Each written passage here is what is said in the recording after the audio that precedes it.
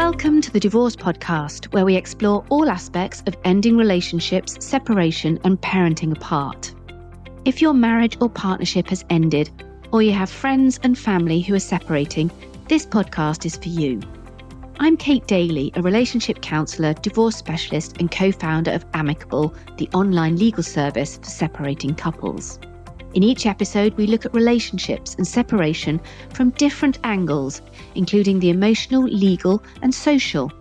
I'm joined by experts and special guests who share their own unique stories, experience, and tips, with the goal of helping people end relationships in a kinder and better way. Today, we're exploring people-pleasing in divorce with author and psychotherapist Emma Reed Turrell. She opens up about her own divorce for the first time, and we talk about how people-pleasing shows up in relationships, why it can lead to burnout, and the difference between kindness and just giving too much. Plus, we explore practical guidance on how to prevent people-pleasing from getting in the way, so you can navigate your divorce in a way that's right for you, from your long-term well-being through to the practical needs. If you loved this episode, then please subscribe and rate us on your preferred listening platform. Welcome, Emma. Oh, thank you so much for having me, Kate. Thank you for the lovely introduction and for making the space for us to talk today, because as I'm sure we'll go on to discuss, I am a huge fan of Amicable and I'm a huge fan of this podcast, and to be part of it is really special for me. So thank you. Oh, that's very kind, and thank you for joining us. I'm super interested in this because the context for today's podcast episode is people pleasing. And I guess there can be no bigger arena where people pleasing can possibly take place in an amicable divorce. So I think one of the big misnomers about an amicable divorce is that it's all about people pleasing and rolling over and not having your say. So I'm particularly keen to really get under the skin of this topic. So I'm really pleased that we're having this conversation, and it's great to see you. But before we get into the nitty-gritty of people pleasing and what it is, just give us a bit of background. What's your personal story? So share a little bit about your experience with divorce and what was that time like emotionally and practically, and were there moments when kind of that people pleasing showed up in your own experience? Yeah, thank you for asking that question, Kate. And full disclosure, I haven't spoken about this before. So everyone who's listening, you're on this journey with me. I'm currently still processing the answer to that very question. And I think it's a really important one, because my experience with divorce went from walking through the London Underground system and seeing posters for this service called Amicable and assuming they had nothing to do with me and would never have anything to do with me. And then finding a kind of day and night transformation when all of a sudden having those conversations was exactly what I was facing. At the start of the year that was to turn out to be the annus horribilis for me, I had a lot happening all at once. And one of the things that came through was that my marriage wasn't serving me. Arguably, it wasn't serving my ex-husband. We had worked hard to patch and weather some stormy seas. And we had found ourselves in a situation where, if we were really honest with ourselves, becoming who we wanted to be as people didn't necessarily look like becoming the next evolution of this relationship. So we were in a position of having to be really honest with ourselves and each other to say, actually, it got us here, but will it get us there? And I think if I look back, had, certainly grown up with a lot of messages around marriage being forever and these commitments, and this is long lasting, and marriage is difficult, you work. And I'd had so much of that baked into me that I think, so many, particularly women of my generation, have had, that it hadn't actually crossed my mind that we might divorce. So to find myself in that situation where, having brought up two young children, as I say, weathered these storms, to actually be in a position of saying, oh, crikey, I think in the past, the idea of talking about words like separation or divorce felt a little bit like saying Macbeth on stage. that this somehow was going to kind of usher in this energy that would be catastrophic. And the truth was, I think actually it was the best thing we could have done to start using words like separation and divorce. So for me, emotionally, I think, and I'm sure many people would relate to this, there was a lot of very conflicted experiences. Everything from the sadness and the loss, the resistance, the fear. Fear's a big one.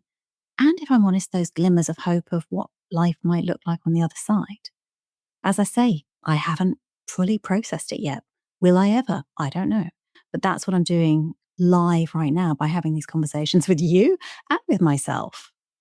I think what was so interesting in what you just said there, Emma, was this idea, and you mentioned a lot of this being sort of conflict set up in a way, or I think this point that you said about in order to grow as individuals, the marriage wasn't going to be the vehicle for that growth. And I think that's so important because life is about personal growth and development. And if you do reach the point where you recognize, as it sounds like you did, the two of you, that you can't, have that personal growth within the confines of the marriage, then that's a big decision to take, isn't it? To then separate and divorce. And there's no drama in that. There's no necessarily an affair or something big or massive or some big falling out or some big issue that you can't get over or something from your past has come crashing in. And it's not like some of the drama-y type stories we hear, but it is increasingly, I think, what a lot of women of our generation, and I'm probably a little bit older than you, so I'm sorry if that's offensive, but I think it's that kind of feeling that actually, this isn't about the hygiene factors of we can't leave because we haven't got anywhere to go or we haven't got jobs because we've been staying at home. We are well resourced, well financed, we have jobs, we have careers, we have choices. And that recognition that we have choices allows us to make different choices. And I think what you're saying there about, there's that conflict of we want personal growth, we want things to be positive, but we look at this marriage and we don't think that's the vehicle for us. I think that's huge. I really do. Yeah. And it's something that I certainly talk to clients about a lot as well, is that, and I knew this theoretically. I suppose I've only just started to understand it in reality. But I would say to clients, a long lasting relationship isn't necessarily a successful one. And one of the biggest shifts I had to make was my understanding that this hadn't been a waste of 20 years. That first feeling of, oh, well, what was it all for? And the retirement we planned, and this was going to be our old age. Actually, nothing's been wasted. We've got two glorious children. We've built businesses and careers alongside one another. We've created networks. We've become who we are today. We've supported each other from where we met to this point. And this is just a jumping off point to something different now. But there hasn't been a waste or a loss. There has been a loss of maybe a future that I had imagined. But ending at that point doesn't negate everything that we've achieved. Yeah. And I think that's really important for people to hear, because so often divorce is tied up and described in terms of a grief process and a loss and the feeling of everything that you'd imagine not happening. And of course, that is the case for a lot of people. But there's also the other side of that same coin, which is it's an opportunity.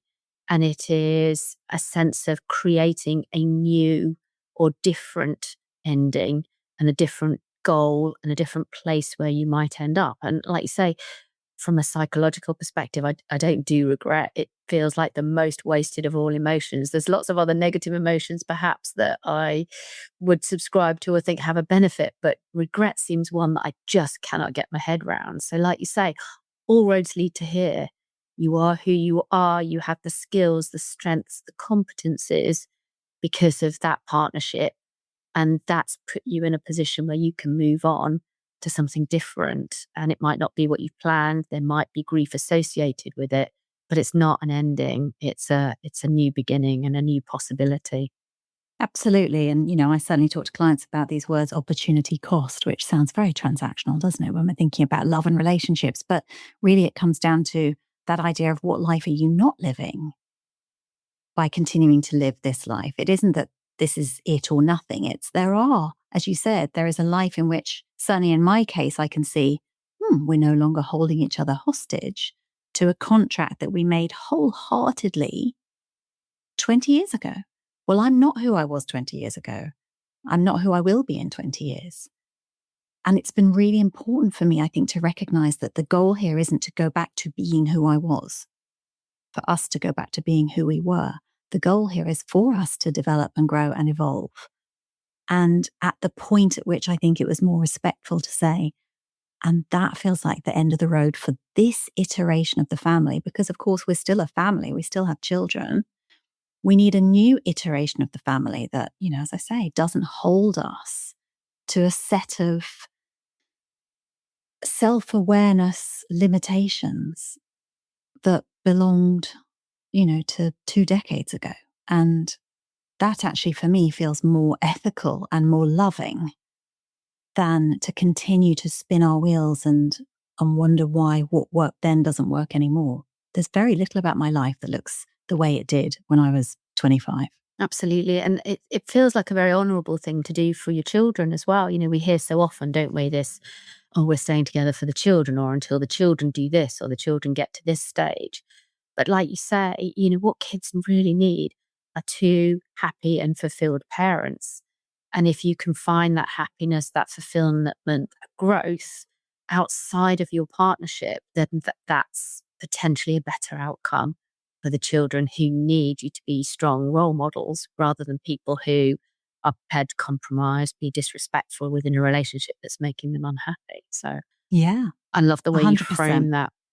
Yeah, I have this kind of unique role, I think, as being a therapist, where sometimes I describe it as living in the crow's nest. I get to see and witness so many people's stories and journeys. And I certainly had enough experience of people who would say, my parents got divorced long after they should, or my parents never got divorced because of us, or my parents told me how to go on and have a healthy, happy relationship, but they didn't do that for themselves. So there's a breakdown of trust. And when you understand that there is collateral damage, well, as soon as you're a parent, you're making mistakes. And if we can know that, account for that, be aware of that and own it, I think we can be more intentional about the mistakes we make and the repair that we make alongside. And that's the key, isn't it? It's the repair. So it sounds like you're in the midst of processing what it means to get divorced then. Let's talk a little bit about this idea of people pleasing and what it means. And then maybe you'd share how you think that turns up in divorce. And I guess as part of that, are you or were you a people pleaser? 100%. Oh my goodness, I describe myself as a recovering people pleaser. I think part of what I have understood is that, well, let's be honest, getting divorced isn't particularly friendly as a concept. It's not as kind of warm and fuzzy as the idea of getting married. So there's something about being a people pleaser and facing up to effectively this rupture, a separation, which for so many people pleasers, we have learnt to behave in certain ways to prevent separation. Not just romantically, but in all sorts of relationships. When we think about the origins of people pleasing, it really comes from, well, I would argue a pre-verbal state where we're in a situation as very young infants, paying close attention, attuning to our primary caregivers and working out what feels safer and what feels less safe. Biologically, that's really important to our survival. We're completely dependent upon those adults at that stage.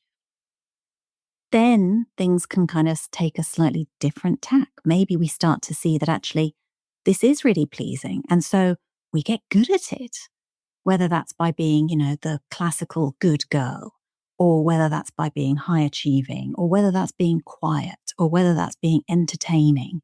Whatever it is, if we start to get praised for it, we naturally do it more, we naturally get better at it, until ultimately we found ourselves often in a career, certainly in an identity that looks very much like that person that keeps other people okay.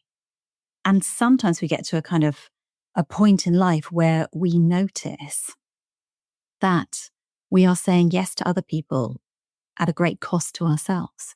And sometimes that doesn't happen until, much later in life that we start to really account for the impact of all these yeses. We start to notice that actually people pleasers, well, we have a habit of attracting people who want to be pleased. So we find ourselves in relationships where there is a symbiosis. This person, it suits them that we want to do that emotional buffering, that we want to do the emotional heavy lifting in the relationship to keep us on an even keel. We also may start to notice that actually our motivations aren't quite as honourable as we've imagined them to be. So many people pleasers will come to therapy and start a conversation along the lines of, but it's just nice to be nice. I like doing things for people. I enjoy it. It makes me happy. Where's the harm in kindness? And we have to start to tease that apart and understand actually, what about that bit of motivation that says, if I'm really honest, there's a part of me that does it to organize the reaction in the other person to be something that I feel comfortable with. I need them to be comfortable in order for me to be comfortable. So I can't actually tolerate their distress. Yeah. I was going to say it's an easy thing to confuse, isn't it? Why do people confuse kindness or being accommodating with people pleasing? Then just tease out that difference. I think it comes down to why you're doing it and what would happen if you didn't. And people pleasing tends to come from a place of fear. If I don't do this, what's the repercussion going to be? That there's going to be a consequence if I don't do it. Kindness tends to come from a position more of neutrality. I'm doing this for someone else. Yeah, irrespective of what they come back with or what the consequence Exactly. of doing it is. I'm doing it because it's a good thing for me to It do. feels like a good thing to do, and I want to do it, and I have it to give. I think that's another important distinction. It's in my gift to give it, whereas so often people pleasers are way into their emotional overdraft, begging and borrowing from tomorrow to pay the debts that they've made promises about today. So they don't have it to give. So I'll often see a people pleaser at a point of burnout, which we wouldn't see from kindness, because if someone is a kind person, if they behave kindly, by the very nature of them being a kind person, they will be included in the number to whom they are behaving kindly. So there has to be that sense of give and take within kindness that I think can sometimes be missing in people pleasing. And where do you think it shows up then in divorce? What are the typical scenarios? Because you're a therapist. You obviously talk to people who are going through divorces and separations or who are at the end of a relationship. Give us some examples then of some typical places that this kind of either fawning or people pleasing, shows up. It's everywhere, Kate. It really is. It's one of those, you said at the start, where else might we see this unique alchemy of people pleasing and divorce? It's a real tinderbox for some of those moments that are really challenging. I would argue so is getting married.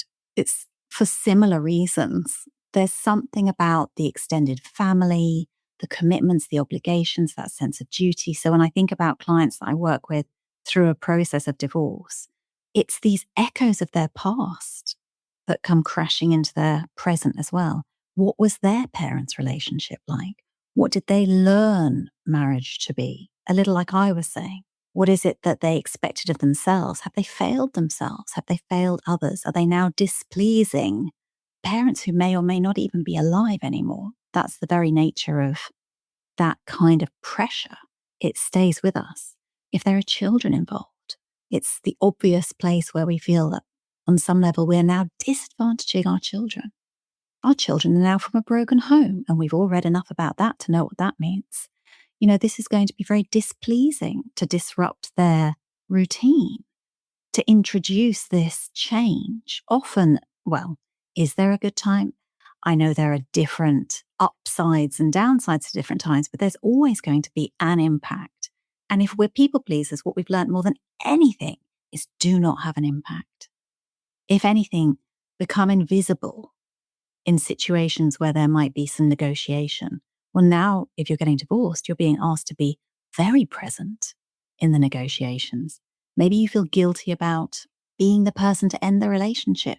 And suddenly you have a a sense of responsibility that actually isn't yours when it comes to separating marital assets. Maybe there are financial differences that mean if you're a people pleaser, you're willing to either give away or give up in order to keep someone else comfortable.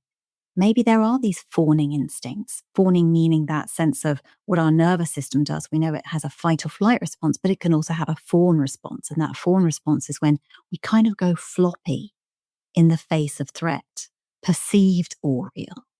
So if we're perceiving threat, maybe from a co-parent, maybe in terms of what will happen if the terms aren't agreeable, we might find ourselves fawning, in which case we can go quite passive. And of course, when we go passive in a situation like divorce, we're possibly putting ourselves at greater risk or exposing ourselves more. So divorce has so many trigger points for how to upset the apple cart, which to someone like a people pleaser will be kryptonite. Do people pleasers know they're people pleasers? Good question. I have to say they and not do we, because I don't know if I am or not. But well, I guess I would argue that we're all people pleasers to on some extent, level. Of course, yeah. And like you say, we've learned to be because we've had to be as babies, as infants, as people with no power or control. So, yeah, I guess it's the extent to which we've shed that need to people please.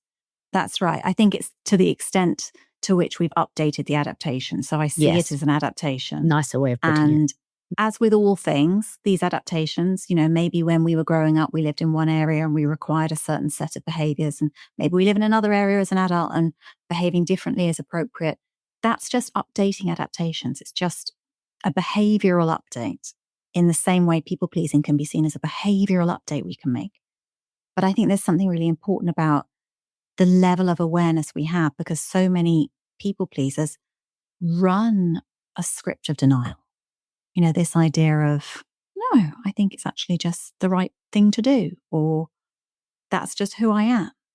And it's only really when it stops working, which can happen at any time, but it's something I do see in midlife a lot. It stops working. We run out of track. Maybe we do burn out. We can't keep people happy. We start to realize that we're facing all those fears about what would happen if we couldn't keep it up. And then we start to notice, oh, crikey, maybe it wasn't just for the reasons that I thought it was. Maybe I've been running a survival script for a very long time.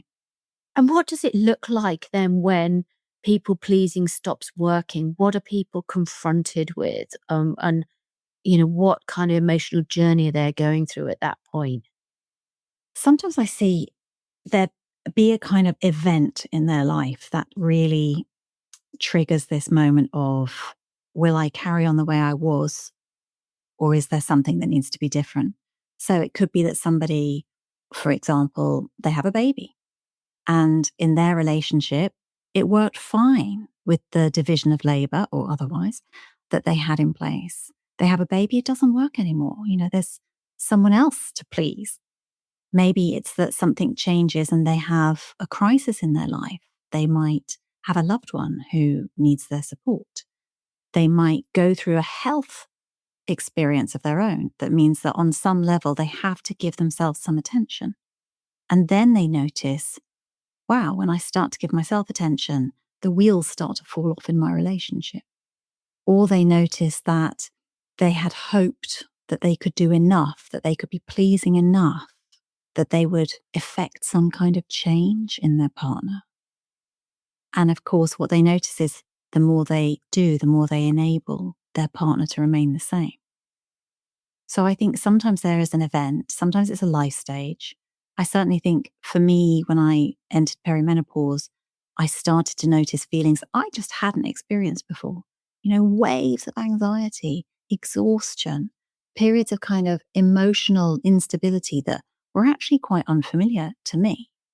When I spoke to my doctor, who then went on to prescribe my HRT, she was really clear about the fact that estrogen has a role in keeping us accommodating. We're designed to be accommodating because we're primarily caregivers biologically. And so when we no longer need to be caregivers biologically, we don't need to be so accommodating. And for me, that really showed up this sense of, I think I'm actually more okay with you not being okay. than I used to be. It used to be really important to me that everybody had what they needed, even if that meant I went to the bottom of the pile. It's interesting, isn't it? There's so much, I think, psychobiology in all of this. You can see when you start to explain the needs that we have as infants and the biology that governs us, how inevitable, people pleasing and necessary people pleasing is for periods of our lives when, as you say, we're fertile, we're caregivers, we're having babies, we have to be accommodating in those times. Otherwise, the human race doesn't survive. So, but as you say, once you get past that point, and there's a shift in what we need as, adults, then it becomes a non-surprise that there's a huge rise and a huge spike in 50 plus people getting divorced, because we are renegotiating the social contract, and the extent to which we see it as a renegotiation rather than burying our head in the sand and just thinking it's going to carry on the way it has almost dictates whether or not we can have the communication skills to get over this hurdle and this hump and come out the other side, or whether or not, that conversation leads us to believe, as you said earlier, that, what, this isn't the right vehicle anymore. And that's fine too. But it just strikes me that biology is so linked into some of the timing of what we see in our social narratives. Yeah, it really is, and I think it's that part, as you were kind of saying, it's the psychology, it's the biology, it's the socioeconomics, it's understanding how much more we can create safety for ourselves intrapsychically, as women particularly, and how therefore we make some appropriate demands on a life partner. And that might be my opinion, because I also understand that other people view marriage differently. But for me, it has to be serving the two people who are in that partnership. Otherwise, it becomes an outdated contract that, is a job that we never left, or a house with a roof that we never fixed that leaks when it rains. And do we want to be patching for the rest of our lives, or do we want to kind of shift our focus and grow in a different direction? And I also recognize that I say this from a position of privilege, because I have a business, I have financial independence, I have a lot of support around me, both kind of psychologically and professionally, and not everyone does. And there can be some very different situations, high conflict divorces, situations where there is a legitimate threat. And my heart goes out to those people, because they may know all of this. But people pleasing is the safest strategy in some of those circumstances. Yeah, absolutely. It is. And the only thing I would say to someone in that situation is allow yourself to know that that's what's happening. Yeah. Well, that was the point you made earlier, which I actually thought was super, super powerful. It's the consciousness. It's almost like it's okay to accept that we all have people-pleasing elements, but what we've got to do is recognize it rather than excuse it, or go back to the idea of this is just how I am, or there's nothing wrong with being kind. And we try and teach, one of our big values at work is kindness, because of obviously what we do. But kindness also has boundaries, and boundaries aren't a mean or a horrible thing. They are a good thing, and they enable you to spread your kindness further. And it's that kind of thing, isn't it, where you can recognize that there are limits, and there are times to deploy that people pleasing, and times when actually you have to dig a bit deeper and put your own needs first. Yeah. And I think actually, if you are divorcing responsibly, I would argue that boundaries are one of the kindest things you can bring. And that actually transparency, clarity, good communication, these are kindnesses in a situation that's going to be stressful. So to avoid having the crunchy conversations, because short term, you don't want their discomfort, open brackets, because you don't want your discomfort at that, we find ourselves actually digging ourselves into deeper holes, and sometimes creating more distress. Sometimes I say to people pleasers, how many people around you are genuinely pleased right now?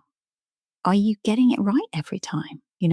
Do you have that kind of superpower that means that you're telepathic and you know what's required here? Or might they actually be better served if you let them take responsibility for themselves here? And show up and be respectful, but bring that boundary that says, well, this is the reality, and you can rail against it, and that's okay. but you know where you stand. To me, that is kindness. What does it feel like for a people pleaser when it doesn't work? What's happening? Well, I think there are lots of different feelings that come up, but one of them would be fear. One of them would be anger. One of them could be desperate devastation and despair, because we think about them in turn. It makes sense that we would feel a fear. It's like, oh my goodness, I've tried. I've done everything that I've got in my repertoire, and this person isn't pleased with me. Well, what's going to happen? What will become of me? In a way, I've handed all the power for my okayness over to someone else. And now I am beholden, in some cases, to the mood they're in that day or the way the wind was blowing on their way to work. So in that situation, there can be a lot of fear when it doesn't work. There can be anger. It's existential then, isn't it? It's Yes. effectively a complete threat. Oh, 100%. To the person if it's not working. Yeah. Yeah. And we might not even notice that fear. We might get caught in the anger. We might feel the resistance of like, well, what more do they expect? What else do they want from me? This is completely unreasonable. So we often find that people pleasers can be very pleasing in person, but behind the scenes, there's this kind of malingering resentment and bitterness that can leak out sometimes too. Sometimes we see people pleasers accidentally speak their mind, or maybe even speak the mind that they've been accumulating throughout an entire relationship. So when it does come out, it's a kind of toxic goo rather than anything useful that we can work through. But I talk about this kind of devastating despair. Genuinely, there can be that moment which says, this is the only thing I know how to do. I'm at a loss. What do you say to somebody? So I guess one of the most common situations, say in the work that we do, we work with couples, we're working with people who aspire at very least to an amicable divorce. And sometimes there are big power imbalances within that, often around the finances, where one person may have a much higher paid job or a job compared to somebody who's been a homemaker.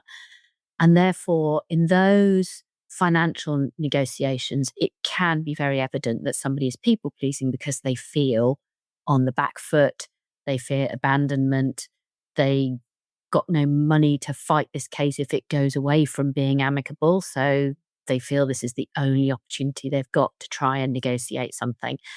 What do you say to somebody in that weakened situation? How would you encourage them to reconsider the strategy of people pleasing and move them to something that's more positive, that will get a better result? Indeed, what will get them a better result in that scenario?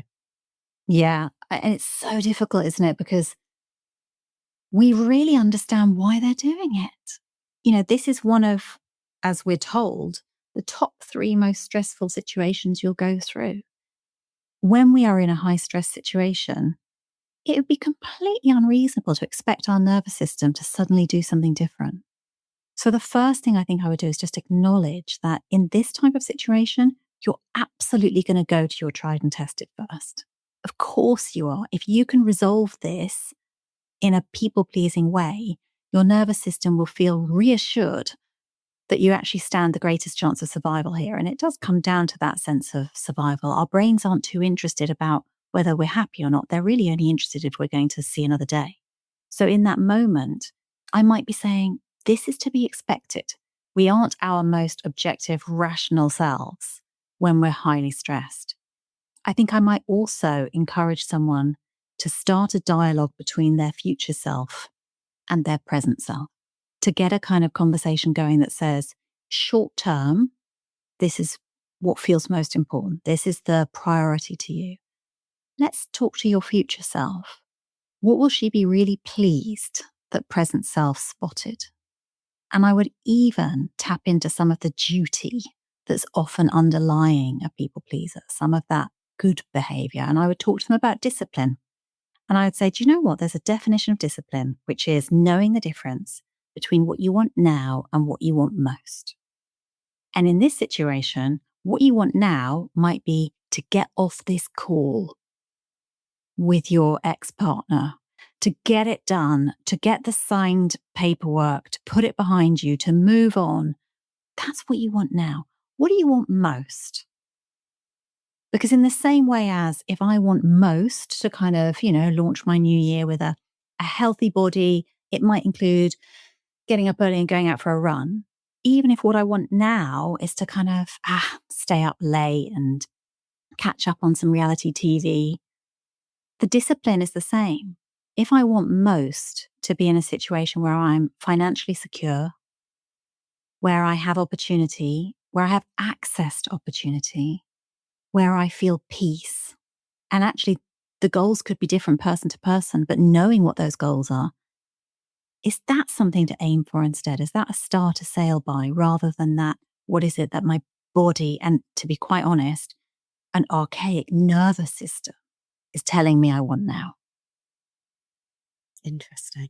And what are the kind of emotional and psychological costs when that people pleasing kind of seeps into the decision making when you're trying to make those kind of what feel like, I'm not going to even say the word because I say forever decisions, because a divorce is never a forever decision. It's the next decision I have to make in my life. I always see it as, but very often people feeling that they're making decisions that are going to affect the rest of their life. And in some ways they are, but in some ways there's a certain powerlessness of describing it in that way. I always think, well, you've got years and years left of your life potentially. There's so many things that you could intervene to do to change the course, whatever you end up negotiating at a divorce settlement. But if you're not feeling that empowered, what is sneaking into this decision making that matters long term? What are the costs? Well, there's a lot of costs because I think there's the obvious costs, as in when your consent order comes through, there could be some very apparent costs to you having taken a situation and acted on the emotional impulse to keep the other person calm, safe, happy, pleased with you. You might still have an emotional attachment to the person. It might still feel like this is someone who matters and their opinion of you matters. In that situation, we find ourselves making some big decisions about a future, a long-term future, about pensions, about what happens in our much later lives that are based on, I want this person to feel favorably towards me. And Well, you mentioned pensions, and that's a really big yeah, one, I think, with this, because a lot of time, I do hear the person with a smaller pension, usually still the female, saying, I'm not going to touch his pension because it's his, rather than seeing it something you've enabled somebody to build up because of the role you've taken in the marriage. So that lack of sort of value of the role that you've played, I think sometimes plays into those decisions. And somebody might have already said, well, I don't want you to touch my pension. That's so often the first thing out of the person with the biggest pension's mouth. You would be so surprised, but it's just like, it's one of the first things people say. And I always think, oh, and that's been said. That makes it really tough. But the people please is going to go, okay, I know that's really important to you, and I want to respect what's really important to you. So I will leave that over here on the table, and we can negotiate about the other things. Where's the line for people pleasing in that scenario? Because that's a tough one, isn't it? And one we see all of the time. yeah, it really is. I have a sort of buddy system set up for my people pleasers that I work with where I encourage them to have someone kind of on their speed dial who represents something other than people pleasing. The person who they can just run something by. It could be a friend, preferably not someone who's directly impacted by the divorce, but just someone who can sense check some of those decision making processes. I would use it in all sorts of other situations. I would say if someone's being a people pleaser at work, find a colleague, say to that colleague, you know what, I'm going to try and use some different words in the meeting tomorrow. Like, can you be my witness? Can you kind of hold me to account almost? Can you support me? Can you role play some language with me? So I might encourage that same buddy practice. Can you role play some language with me so that I can go on to a call anticipating a conversation about a pension and maybe even show your workings out, by which I mean, say it out loud, say the thought process. Let it be that you get to speak from that place of truth that says, I feel super uncomfortable saying this because I have been conditioned societally to believe that this is the pension that belongs to him or her.